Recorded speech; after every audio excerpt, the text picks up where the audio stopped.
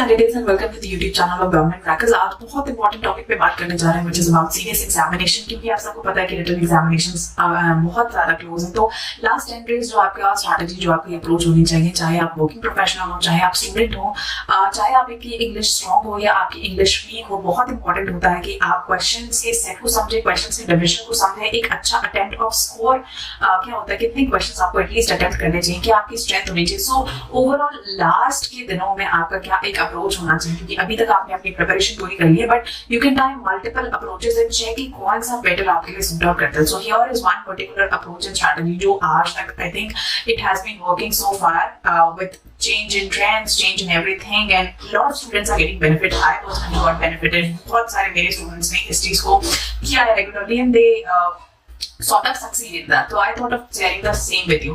तो अभी मैं यहाँ पे स्टेप बाय स्टेप आपके साथ स्टार्ट करने वाली हूँ कि एक्चुअली किस तरीके से सबसे पहले आपको मार्किंग स्कीम और सिस्टम समझने की जरूरत है, डिपेंडिंग अपॉन कि आप ओटीए के लिए जा रहे हैं, आईएमए एएफए के लिए जा रहे हैं। सेकंड इंपॉर्टेंट थिंग इज कि आपको नेगेटिव मार्किंग समझना बहुत इंपॉर्टेंट है, क्योंकि इसमें नेगेटिव मार्किंग एप्लीकेबल होती है।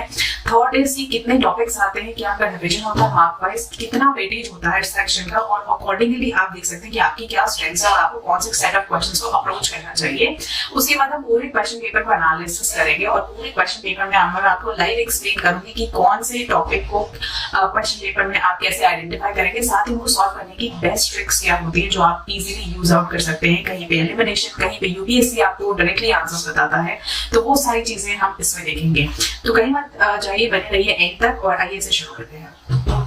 सबसे पहले अगर मैं बात करूं एग्जामिनेशन पैटर्न की, समझना बहुत इंपॉर्टेंट होता है, क्योंकि बहुत सारे ऐसे फ्रेशर कैंडिडेट्स होते हैं जो इस पार्ट को मिस आउट कर देते हैं। तो अगर आप आईएमए, आईएनए, आईएफए के लिए एग्जामिनेशन दे रहे हैं तो आपके तीन एग्जामिनेशंस, तीन सब्जेक्ट्स होते हैं, English, general knowledge and mathematics.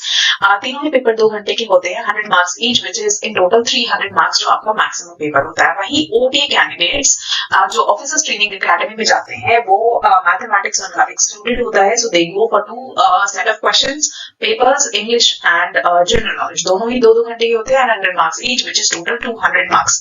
तो ये जो भी आपने ऑप्शन चूज किया होगा अकॉर्डिंगली आपको फेस करना होगा 2 शिफ्ट्स में एग्जामिनेशन।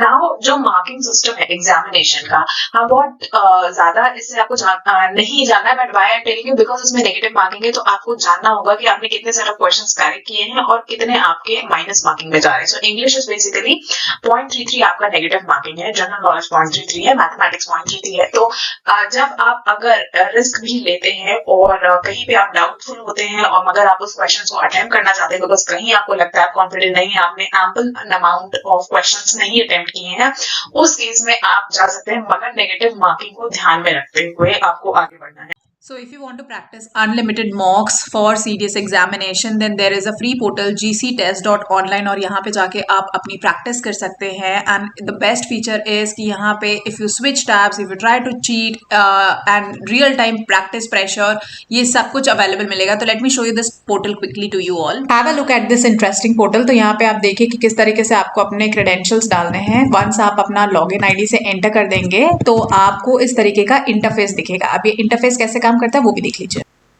तो अब यहाँ पे जैसे ही आप लॉगिन करेंगे इस पोर्टल में, आप देखेंगे कि एक तो आपको क्वेश्चंस मिल जाएंगे। क्वेश्चंस मिलने के बाद जैसे एग्जामिनेशन में ऑप्शंस आता है आंसर, नॉट आंसर्ड, दो वो ऑफलाइन एग्जामिनेशन होता है, but here in this mock you get कि आपने कौन से क्वेश्चन आंसर करें, कौन से नॉट आंसर करें। आप क्वेश्चंस को मार्क कर सकते हैं, यानी उन क्वेश्चंस पे दोबारा विजिट कर सकते हैं, कौन से क्वेश्चंस पे आपने अभी तक विजिट ही नहीं किया। इसके अलावा अगर आप कभी भी स्क्रीन मिनिमाइज करने की कोशिश करेंगे तो ये ऑटो डिडक्ट कर लेगा एंड आपको मिनिमम 2 चांसेस देगा अगर आप अपनी स्क्रीन मिनिमाइज करके चीटिंग करने की कोशिश करते हैं, like which is one of the biggest USPs of this platform. और ये एग्जामिनेशन को ऑटोमेटिकली सबमिट कर लेगा। सो वंस एक रैंडमली जैसे हम सेलेक्ट करते जाते हैं, यहाँ पे क्वेश्चंस हैं, आप इसको प्रैक्टिस कर सकते हैं। फिलहाल हम रैंडमली मैं आपको सेलेक्ट करके दिखा रही हूँ। कुछ क्वेश्चंस को हम मार्क एंड नेक्स्ट कर देते हैं, उसके बाद दोबारा से आगे बढ़ते हैं। क्वेश्चंस अटेम्प्ट किए, फॉर एग्जांपल यहाँ से अब मैं अगर अपनी स्क्रीन मिनिमाइज करने की कोशिश करती हूँ तो यहाँ पे ऑटोमेटिकली आ जाता है कि I have tried to switch the tab, which means कि ये मुझे और एक अपॉर्चुनिटी देगा। So this is like the biggest USPs right now। फिर मैं एग्जामिनेशन में रिटर्न होंगी और अब अगर मैं दोबारा से इसे स्क्रीन को या टैब को स्विच करती हूँ तो ये ऑटोमेटिकली सबमिट हो जाएगा। सो सबमिट करने के बाद भी आपको वही ऑप्शन आएगा और यहाँ पे भी वही ऑप्शन आएगा। तो अभी देख लेते हैं किस तरह से हम एग्जामिनेशन सबमिट करते हैं। यहाँ पे सबमिट करने के बाद फॉर एग्जाम्पल ये मुझे ग्रेड दे देगा, ये मुझे मार्क्स दे देगा, ये मेरी एक्यूरेसी बता देगा। तो यहाँ से आप अपनी एक्यूरेसी चेक कर सकते हैं, मुझे टाइम कितना लगा, मैंने इन करे कितने आंसर्स किए, करे कितने आंसर्स किए, मेरा पूरा परफॉर्मेंस ब्रेकडाउन, मेरी परफॉर्मेंस कैसी रही, मेरा प्रिसीजन, एक्यूरेसी, कंप्लीशन स्पीड क्या रही, सब कुछ ये कवर करके देने वाला है। अगर मैं ओवरऑल वेटेज की बात करूं जो इस पूरे एग्जामिनेशन में आता है इंग्लिश पेपर को लेके खासा, तो वोकैबुलरी से रिलेटेड ना क्वेश्चंस का इंक्रीज हुआ है। पहले ये सेट ऑफ क्वेश्चंस कम होते थे, लेकिन अभी 25% ऑफ पेपर जो है वो आपका वोकैबुलरी पे डिपेंड करेगा, जिसमें antonyms, synonyms, idiom phrases and word meanings आ रहे हैं। तो जैसे हमने देखा कि 10 questions total antonyms and synonyms से हो गए, इडियम एंड फ्रेजेस के आपको 10 सेट मिल गए एंड वर्ड मीनिंग के आपको 5 मिल गए। तो वेरी करता है 20 to 25% का इसमें हमेशा रेशियो एंड वेटेज होता है। अगर मैं ग्रामर की बात करूं तो मैक्सिमम पेपर आपका ग्रामर एरिया में जा रहा है 35%, जहां पे आप देखेंगे कि closest meaning, error find out करना, वोकैबुलरी से करेक्ट मीनिंग निकालना, पार्ट्स ऑफ स्पीच आइडेंटिफाई करना, fill in the blank, sentence improvement, ये आपका ग्रामर होगा। सो 35% का वेटेज ओवरऑल आपको यहाँ मिलेगा। 30% बेस्ट ऑप्शन जो मैंने बोला कि रीडिंग पैसेज क्वेश्चंस है और उसके साथ ही अरेंजमेंट ऑफ पैसेज है, तो ये काफी अच्छा है जो ओवरऑल आपका सेक्शन में आपको करेक्ट मार्क्स दिला सकता है और काफी हद तक आपको पेपर क्लियर करने में, पेपर क्वालिफाई करने में हेल्प भी कर सकता है। इसके अलावा अदर्स में आ जाते हैं सेंटेंस, जंबल सेंटेंसेस को रीअरेंज करना, वर्ड्स को ऑर्डर करना, अगेन 20%।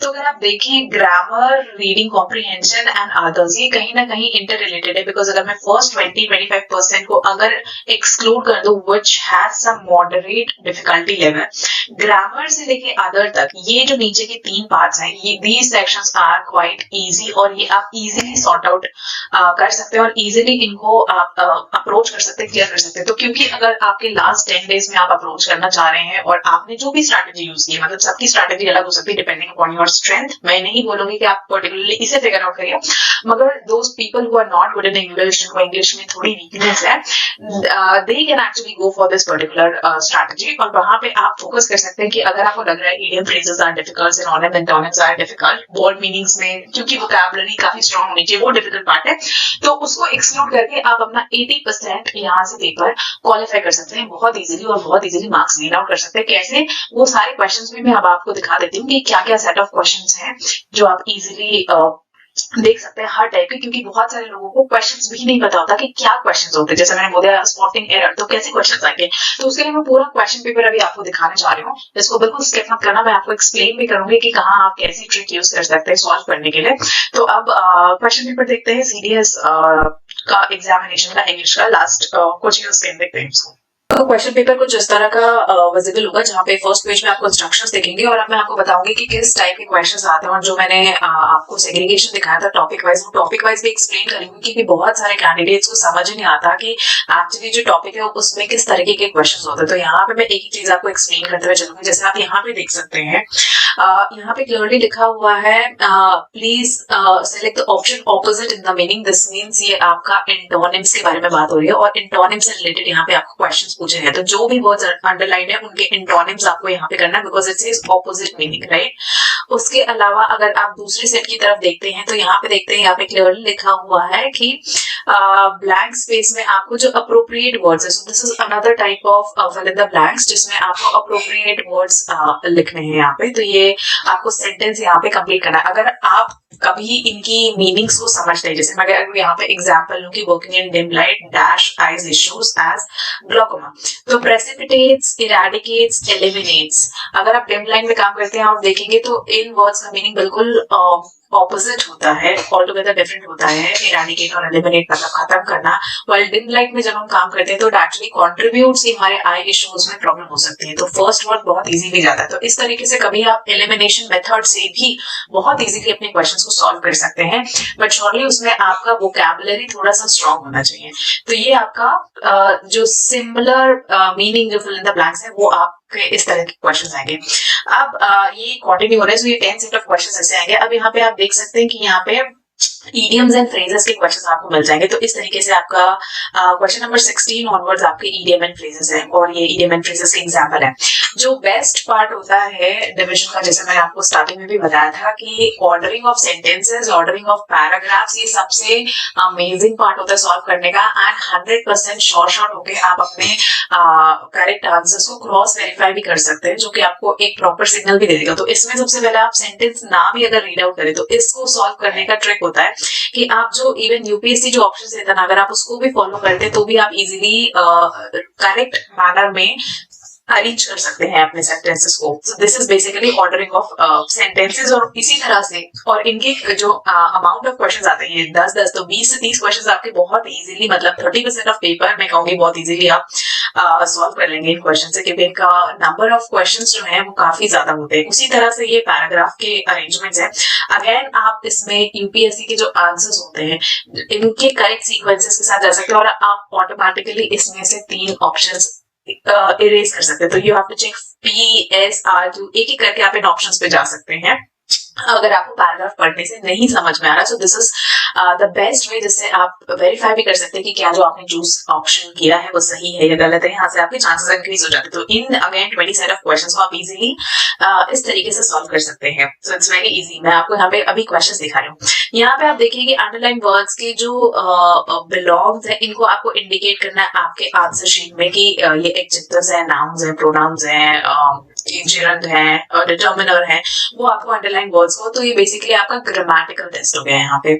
यहाँ पे आइडेंटिफाई करना है आपको पार्ट्स ऑफ स्पीच में। तो ये जो क्वेश्चन नंबर 47, 46 ऑनवर्ड्स है, आपका पार्ट्स ऑफ स्पीच यहाँ पे आइडेंटिफाई करना है। अब पैसेज सॉल्व करने का एक सबसे अच्छा तरीका होता है या तो आप पहले पूरा पैसेज पढ़ लीजिए अगर आपकी रीडिंग स्पीड अच्छी है तो। अगर आपकी रीडिंग स्पीड अच्छी नहीं है तो एक और वे होता है इसे सॉल्व करने का, जो आपके क्वेश्चन में वर्ड्स होते हैं उन क्वेश्चन के वर्ड्स में से आप फिगर आउट करिए पूरे पैरा में कहाँ पे वर्ड आ रहे हैं, बिकॉज उसी के आसपास आपको आपके आंसर्स जरूर मिल जाएंगे। तो आपको पूरा पैराग्राफ पढ़ने का भी जरूरत नहीं पड़ेगा। That's another way. It might not work in every situation, क्योंकि कभी कभी पैराग्राफ्स के जो क्वेश्चंस होते हैं उनमें अगर थीमेटिक मीनिंग पूछी जाएगी या ओवरऑल समरी के फॉर्म में पूछा जाएगा वहां थोड़ी डिफिकल्टी आ सकती है। बट अगर स्पेसिफिक क्वेश्चंस पूछे जाएंगे तो अगर आप इन वर्ड्स के आसपास सर्च आउट करेंगे तो आपके आंसर्स उसी के 3-4 लाइन ऊपर या 3-4 लाइन नीचे आपको पैराग्राफ्स में मिल जाएंगे। So this saves a lot of your time, क्योंकि पैराग्राफ की भी लेंथ होती है और अगर जिनकी रीडिंग स्पीड अच्छी नहीं है, जिनको थोड़ा सा इंग्लिश में प्रॉब्लम है, तो आप इजीली अपना टाइम आउट यहाँ पे सेव कर सकते हैं। सो ये आपके पैरा रिलेटेड क्वेश्चंस हो जाते हैं। अब यहाँ पे आप देखिए, यहाँ पे अगेन आपको 4 ऑप्शन दिया और आपको यहाँ पे प्रीपोजिशन और डिटरमाइनर्स, अगेन ये ग्रामर रिलेटेड क्वेश्चन है। So again 10 set of questions आपका ग्रामर रिलेटेड है।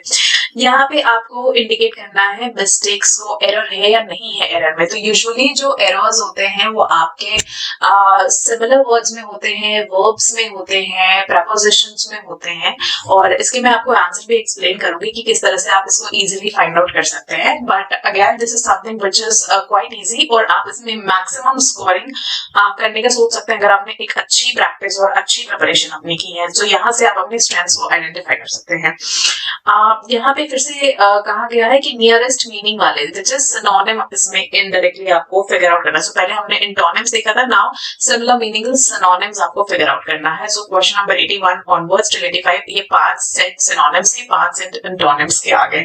इसमें से सिनोनिम्स एंड इंटोनिम्स में आई वुड से कि आप 3 से 4 का ओवरऑल अप्रोच रख सकते हैं। नेक्स्ट सेट ऑफ क्वेश्चंस जो 86 ऑनवर्ड्स देखते हैं, इसमें आपको करेक्ट मीनिंग बताना है इन वर्ड्स का। तो ये again vocabulary related questions put up किए हैं। 10 सेट ऑफ क्वेश्चंस है यहाँ पे। 96 ऑनवर्ड्स यहाँ पे आपको आइडेंटिफाई करना है करेक्ट वर्ड्स यूज हुए हैं या नहीं हुआ। ये अगेन ग्रामर की टेस्टिंग है आपकी। एंड देयर आफ्टर लास्ट में आपको अगेन कंबाइन करके जो मोस्ट एप्रोप्रिएट कॉम्बिनेशन है वो आपको यहाँ पे आइडेंटिफाई करना है इन पैराग्राफ्स की रीड आउट करने के बाद। तो ये आपका बेसिक ग्रामर टेस्टिंग आ जाता है। तो ग्रामर टेस्टिंग का जो हमने देखा है वो रेशियो क्वेश्चंस का काफी ज्यादा इंक्रीज हो गया। तो ये बेसिकली इस तरीके से कुछ आपके क्वेश्चंस आते हैं जो आपको सॉल्व करने होते हैं और लास्ट में अगर आप कुछ रफ वर्क करना चाहते हैं तो यहाँ पे आपको ऑप्शन मिलता है। पहले अगर मैं बात करूँ एग्जामिनेशन पैटर्न की, समझना बहुत इंपॉर्टेंट होता है क्योंकि बहुत सारे ऐसे फ्रेशर कैंडिडेट्स होते हैं जो इस पार्ट को मिस आउट कर देते हैं। तो अगर आप आईएमए, आईएनए, आईएफए के लिए एग्जामिनेशन दे रहे हैं तो आपके 3 एग्जामिनेशन, 3 सब्जेक्ट्स होते हैं, English, general knowledge and mathematics. तीनों ही पेपर 2 घंटे के होते हैं, 100 marks each, which is in total 300 marks जो आपका मैक्सिमम पेपर होता है। वहीं ओटीए कैंडिडेट्स जो ऑफिसर्स ट्रेनिंग एकेडमी में जाते हैं वो मैथमेटिक्स उनका एक्सक्लूडेड होता है, so they go for 2 set of questions, papers, English and general knowledge, दोनों ही 2-2 घंटे के होते हैं, 100 marks each, which is total 200 marks. तो ये जो भी आपने ऑप्शन चूज किया होगा अकॉर्डिंगली आपको फेस करना होगा 2 शिफ्ट्स में एग्जामिनेशन। नाउ जो मार्किंग सिस्टम है एग्जामिनेशन का, हाँ बहुत ज्यादा इससे आपको नहीं जानना है, but why I am telling you because इसमें नेगेटिव मार्किंग है, तो आपको जानना होगा कि आपने कितने सेट ऑफ क्वेश्चंस करेक्ट किए हैं और कितने आपके माइनस मार्किंग में जा रहे हैं। सो इंग्लिश इज बेसिकली 0.33 आपका नेगेटिव मार्किंग है, जनरल नॉलेज 0.33 है, मैथमेटिक्स 0.33 है। तो जब आप अगर रिस्क भी लेते हैं और कहीं पे आप डाउटफुल होते हैं और मगर आप उस क्वेश्चन को अटेम्प्ट करना चाहते हैं बिकॉज कहीं आपको लगता है आप कॉन्फिडेंट नहीं है, आपने एम्पल अमाउंट ऑफ क्वेश्चंस नहीं अटेम्प्ट किए हैं, उस केस में आप जा सकते हैं, मगर नेगेटिव मार्किंग को ध्यान में रखते हुए आपको आगे बढ़ना है। तो अगर मैं ओवरऑल वेटेज की बात करूं जो इस पूरे एग्जामिनेशन में आता है इंग्लिश पेपर को लेके खासकर, तो वोकैबुलरी से रिलेटेड ना क्वेश्चंस का इंक्रीज हुआ है। पहले ये सेट ऑफ क्वेश्चंस कम होते थे, लेकिन अभी 25% ऑफ पेपर जो है वो आपका वोकैबुलरी पे डिपेंड करेगा, जिसमें antonyms, synonyms, idiom phrases and word meanings आ रहे हैं। तो जैसे हमने देखा कि 10 question total antonyms and synonyms से हो गए, इडियम एंड फ्रेजेस के आपको 10 सेट मिल गए एंड वर्ड मीनिंग के आपको 5 मिल गए। तो वेरी करता है 20 to 25% का इसमें हमेशा रेशियो एंड वेटेज होता है।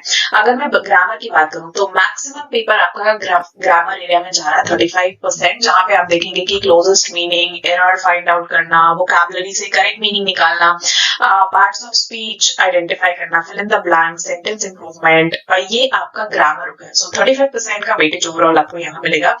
30% बेस्ट ऑप्शन जो मैंने बोला कि रीडिंग पैसेज क्वेश्चंस है और उसके साथ ही अरेंजमेंट ऑफ पैसेज है, तो ये काफी अच्छा है जो ओवरऑल आपका सेक्शन में आपको करेक्ट मार्क्स दिला सकता है और काफी हद तक आपको पेपर क्लियर करने में, पेपर क्वालिफाई करने में भी हेल्प भी कर सकता है। इसके अलावा अदर्स में आ जाते हैं सेंटेंस, जंबल सेंटेंसेस को रीअरेंज करना, वर्ड्स को ऑर्डर करना, अगेन 20%।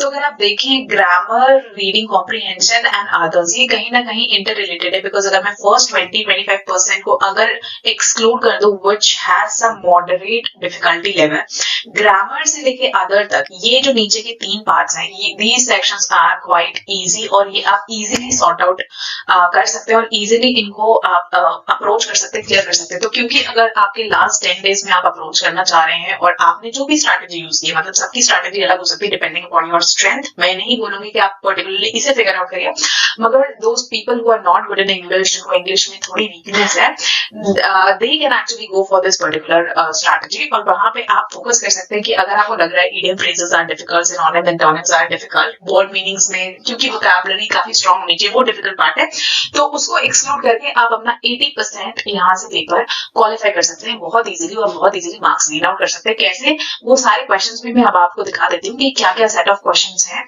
जो आप इजीली देख सकते हैं हर टाइप के, क्योंकि बहुत सारे लोगों को क्वेश्चंस भी नहीं पता होता कि क्या क्वेश्चंस होते हैं। जैसे मैंने बोला स्पॉटिंग एरर, तो कैसे क्वेश्चंस आएंगे, तो उसके लिए मैं पूरा क्वेश्चन पेपर अभी आपको दिखाने जा रही हूँ, इसको बिल्कुल स्किप मत करना, मैं आपको एक्सप्लेन भी करूंगी कि कहाँ आप कैसी ट्रिक यूज कर सकते हैं सॉल्व करने के लिए। तो अब क्वेश्चन पेपर देखते हैं सीडीएस का एग्जामिनेशन का इंग्लिश का लास्ट कोचिंग स्कीम देखते हैं उसको। हमने देखा पूरा 24 का, अगर मैं फर्स्ट एंड सेकंड पेपर दोनों को कंपेयर करूं और उससे प्रीवियस इयर्स में भी ऑलमोस्ट सेम पैटर्न रहा है, बट कहीं ना कहीं क्वेश्चन के नंबर्स जो है थोड़े बहुत इंक्रीज या डिक्रीज हुए, कुछ सेक्शन के वेटेज इंक्रीज हो गए, कुछ के डिक्रीज हो गए। तो यहाँ पे जो हमने देखे वो देखे कि वर्ल्ड क्लासेस पैसेजेस के 10-10 क्वेश्चन थे, आपको सिनोनिम्स के 5, एंटोनिम्स के 5 मिले थे, पेयर्ड वर्ड के यूजेज के 10 क्वेश्चन मिले थे, प्रीपोजिशंस, डेटरमाइनर्स जो ग्रामर वोकैब का था वो 10 क्वेश्चन थे, स्पॉटिंग एरर्स आपके 10 थे, मैचिंग लिस्ट 5 थी, adaptation of borrowed words were 5, phrasal verbs को यूज करना 5 है, commonly used words were 5, ordering of sentences, ordering of words ये आपके 10-10 थे, तो get के अगर 20, antonyms 5, fill in the blanks 5 and idioms and phrases 5। ये आपका recent trend analysis है, and most probably it will go like this for 2025 as well। तो what should be now the good attempt, आप इसको surely अपनी strategy के हिसाब से चेंज कर सकते हैं। तो अगर ऑपोजिट वर्ड्स हैं, अगर आपकी इंग्लिश अच्छी है तो श्योरली आप 3 से 4 गुड अटेम्प्ट्स जा सकते हैं। एक आध वर्ड ऐसा कोई आ सकता है, हो सकता है जो डिफिकल्ट हो, मगर अगर आपकी वोकैब अच्छी नहीं है तो आप श्योरली इस नंबर को रिड्यूस कर सकते हैं। ट्राई करिए, अगर आप 5 में से 1 या 2 अटेम्प्ट कर पाए, उससे ज्यादा आप इसमें चांसेस मत लीजिए, which is your antonyms and synonyms. Fill in the blanks में very good attempt would be अगर 6 से 8 के अटेम्प्ट होते हैं आपके, सो आप इसकी अच्छी प्रैक्टिस कर सकते हैं, बिकॉज काफी फिल इन द ब्लैंक्स जो होते हैं वो इजी होते हैं। डिफिकल्टी लेवल जो है वो इसमें उतना ज्यादा नहीं पाया जाता, क्योंकि वो आपका मॉडरेट लेवल आ जाता है एंटोनिम्स सिनोनिम्स का। उसी तरह इडियम्स एंड फ्रेजेस का इजीली आप लोग 3 से 4 अटेम्प्ट कर सकते हैं। जंबल पैराग्राफ 12 to 16 है उन कैंडिडेट्स के लिए जिनकी इंग्लिश कहीं ना कहीं वीक है, but those who are good in English, जो कॉन्फिडेंट है काफी, I would say go for somewhere 18 to 19 और वहां पे जाके आप कर सकते हैं। This is a normal average strategy that I am sharing. Again जिनकी ग्रामर स्ट्रांग है they can go for 8 to 9, while जो थोड़े से वीक हैं they can go for 6 to 8 depending upon कि आपकी ग्रामर की अंडरस्टैंडिंग कितनी है। तो जो सिंपल ग्रामर है, जहाँ पे वर्ब्स हैं, प्रीपोजिशंस हैं, ये आप इजीली सॉल्व आउट कर सकते हैं। रीडिंग कॉम्प्रिहेंसिव में मेरी कोशिश रहेगी कि हर कोई एटलीस्ट 8 से 9 क्वेश्चंस को अटेम्प्ट करे, बिकॉज यहाँ पे आपको इजीली या तो आप पैराग्राफ पढ़ के इनको सॉल्व करिए, या फिर आप जो मैंने आपको अप्रोच और स्ट्रैटेजी बताई कि आप उन या तो यूपीएससी के ऑप्शंस को यूज करिए, और सेकंड मेथड होता है कि आप वर्ड्स को फिगर आउट करिए, सेंटेंसेस को फिगर आउट करिए और देखिए कि वो आपके पैराग्राफ्स में कहाँ है। Fill in the blanks again. 6 to 8 would be a good amount of attempt. Same goes for error detection. Vocabulary आपका जो है यहाँ पे आप again इसको you can less out overall, क्योंकि एक प्योरली आपका एंटोनिम सिनोनिम आता है, एक हमने देखा जो अभी स्टार्ट हुआ है I think probably in year 24, वहां पे आपके ग्रामर के अंदर भी they have started asking for this vocabulary, जहाँ पे close meaning, opposite meaning separately grammar test out करने के लिए। सो अगेन यहाँ पे आप देख सकते हैं कि अगर आप 5 to 10 का रेशियो लेके चल सकते हैं, डिपेंडिंग अपॉन किसका क्या सेक्शन वीक है, क्या सेक्शन स्ट्रॉन्ग है। अगर आपकी इंग्लिश अच्छी है तो you go for maximum number, अगर आपको थोड़ा सा डाउट है तो अगेन अगर 10 क्वेश्चन टोटल आते हैं तो आई थिंक 3 to 4 क्वेश्चन ऐसे रहेंगे जो इजीली सॉल्व आउट हो जाएंगे, while the other would be of some moderate difficulty. तो आप ट्राई कर सकते हैं। सिमिलरली मैच द फॉलोइंग हमने देखा, सेंटेंस कॉम्बिनेशन देखा, सेंटेंस इंप्रूवमेंट देखा। इसमें मैं कहूंगी कि आप सब एटलीस्ट जो 4 है 4 to 8 के रेशियो में आप इसे अटेंड करें। बाय बिकॉज इसमें अगेन आपको यूपीएससी के ऑप्शंस मिल जाते हैं और वहां से आपका एलिमिनेशन मेथड से आप इजीली इसको सॉल्व आउट कर सकते हैं। So I hope this video was useful for you. In a similar manner, मैं mathematics and current affairs section के लिए भी अपलोड कर दूंगी, so that it is easy for you to go through them and accordingly आप अपनी strategy और अपनी स्ट्रेंथ्स के साथ इस एग्जामिनेशन को क्लियर कर सकते हैं इजीली। और साथ ही बहुत सारे बच्चे पैरेलली एसएसबी इंटरव्यू की भी प्रिपरेशन करते हैं, तो ऑलरेडी उसके बैचेस स्टार्ट हो चुके हैं। आपको जो भी डिटेल्स चाहिए रिटन एग्जामिनेशन अपकमिंग या एसएसबी इंटरव्यू के बैचेस के लिए, आप जा सकते हैं गवर्नमेंट क्रैकर्स की वेबसाइट पे, और वहां पे अभी बहुत सारे मल्टीपल ऑफर्स अवेलेबल हैं। जैसे कि आप सबको पता है कि I only take very limited number of students, not running entire coaching institute. So जिन भी बच्चों को पर्सनल गाइडेंस लेनी है, एसएसबी की प्रिपरेशन करनी है, वो शॉर्टली जाके अपने आप को एनरोल कर सकते हैं। Within 24 hours you will be getting enrolled.